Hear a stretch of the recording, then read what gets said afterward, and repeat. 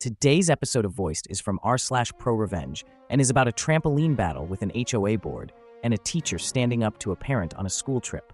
Who do you think won? Subscribe if you enjoy. HOA board tries to force me to remove my trampoline. I got them removed from the board instead. I put a trampoline in my backyard in early 2017. I have 3 young boys, and we have enjoyed it immensely. My neighbor, the Homeowners Association president at the time, went to sell his house in spring of 2018, and his realtor said the trampoline in my backyard might be a detriment to getting top dollar for his home. So he convinced the neighbor on the other side of my house to complain as well. Out of the blue, I received a message from the Homeowners Association property manager that the neighbors complained, and I would need to submit a form to get it approved. What's sad is that I was friendly with both of these people. They had been in my home. With one of the neighbors, I paid for our shared fence at her request, since her neighbor on her other side wouldn't contribute to their shared fence, another board member. I would have been willing to dig a hole for the trampoline or purchase a new one with elastic bands rather than springs. Both of those options are cheaper than getting a lawyer. But nobody asked. Nobody came to me to have a face-to-face, heart-to-heart discussion about their concerns. A few ironies. These are 5-bedroom homes. Clearly, people with kids are going to move in, and they are going to be noisy in their backyard with or without play equipment. The guy who sold his home was a heavy smoker. I don't think my trampoline should have been his top concern. The people who ended up buying his home are a great family with 2 kids who do not care about toys in other people's backyards. My neighbors have raised kids to adulthood. One of them has 2 very active boys. When I pointed this out to her, the words that actually came out of her mouth were, "I know it's challenging to raise boys, but we're at different stages of our lives." As if that justified her trying to cause me trouble. I filled out the form and sent it in. The Architectural Review Committee denied it a month later. I appealed the decision and met with the board in August. They said it was in violation. I asked which rules I violated. They never sent me a letter, so I asked again a week ago. The property manager insisted she had sent the letter, but I asked for proof. She forwarded an email where she put my name in the to field after the fact. I had a strong suspicion it was after the fact due to the following reasons. An HOA meeting was mentioned that never took place. The responses to my questions varied in color, indicating that they had been edited at different times. She responded immediately to my request for proof by indicating she would forward the email. She cited a rule early in the email, but then mentioned an additional rule later that superseded the first. The message was not marked as forwarded message at the top, and the sent time did not include seconds. None of these things are a smoking gun, but they are suspicious.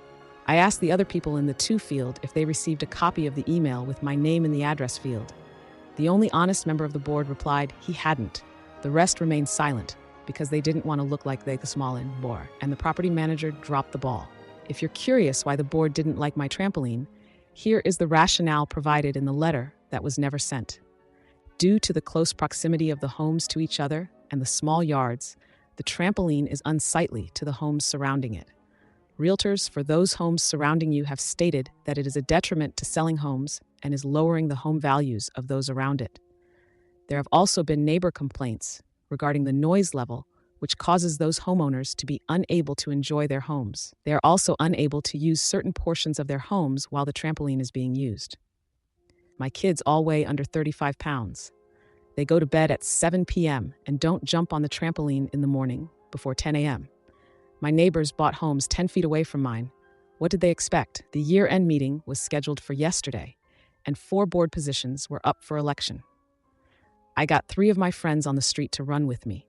I went door to door every day for a week and spoke with the majority of homeowners about their discontent with the street.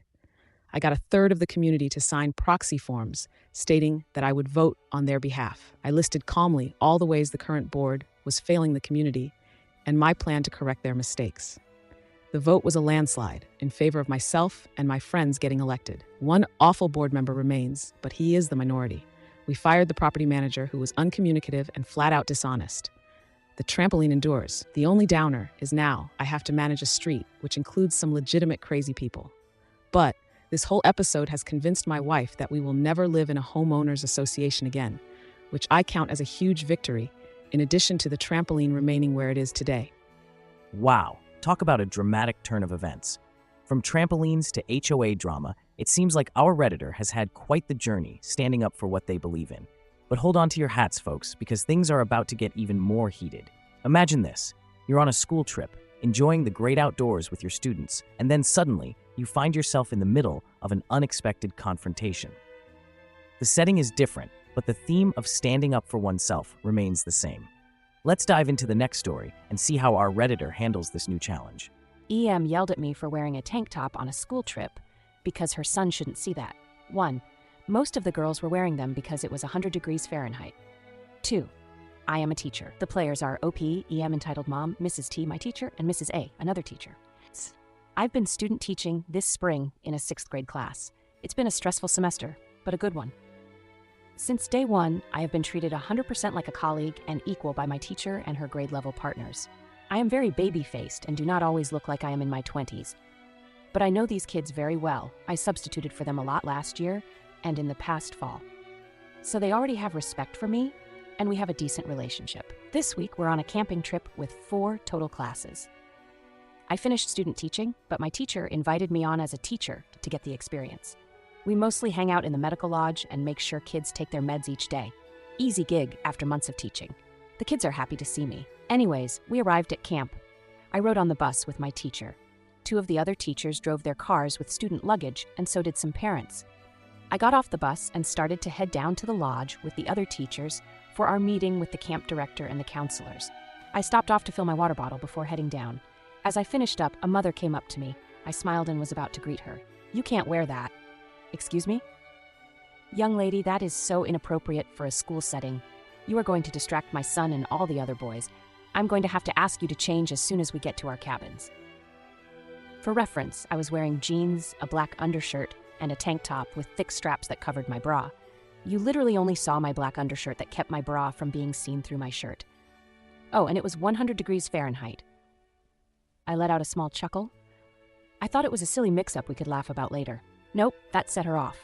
"Don't you dare laugh, I'm serious.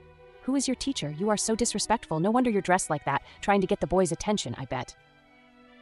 I put on my best, polite teacher dealing with parents smile. "Whose parent are you?" she told me. Her kid was a troublemaker from another class. "Mrs. EM, I don't know if you're aware of this, but I'm not a student, I'm a teacher. And the camp's dress code allows my students to wear tank tops, so do not ask them to change." "Now you're lying to me. Where is your teacher? I'm going to get you sent home." One of my teacher's partners, Mrs. A, overheard the yelling and came over also in a tank top. "Is there something you need, Miss OP?" I shook my head. No, I was just introducing myself to Mrs. EM. She didn't know Mrs. T had a student teacher this year. Mrs. A nodded earnestly. "Miss OP has been such an asset to all of us this semester. Your son actually got a few science lessons from her this year. She is going to be a great teacher." EM was absolutely red in the face. Later that afternoon, we brought all the parents down to our air-conditioned lodge to talk them through the week ahead. Mrs. T, who is kind of our grades team captain, introduced me to the parents. Everyone except EM was happy to meet me, and a few even said their kids loved having me as one of their teachers. The best part of the week so far was when her son ran up to me at dinner and asked in front of his mother, "Miss OP, can you teach 7th grade next year so you can be one of my teachers? I am going to miss you." I love teaching and am excited to make this my career. EM's son is something of a troublemaker, but he and I got on really well. Before I talk about today's posts, please consider subscribing to stay updated with more engaging content like this. Wow, what a roller coaster of emotions. First off, kudos to OP in the Trampoline saga for standing up against the HOA and turning the tables on them. It's crazy how some people can be so petty, especially when they could have just had an open conversation. The way you exposed their dishonesty and got elected to the board is seriously impressive. And that entitled mom on the school trip? I mean, come on. It's 100 degrees out, and she has the audacity to complain about a tank top. Talk about missing the point. It's amazing how some people can be so clueless. I'd love to hear your thoughts on these stories in the comments below. Have you ever dealt with an HOA or an entitled parent? Let me know. Thank you for listening to today's episode of Voiced. If you enjoyed daily, high-quality stories, please like and subscribe to show your support.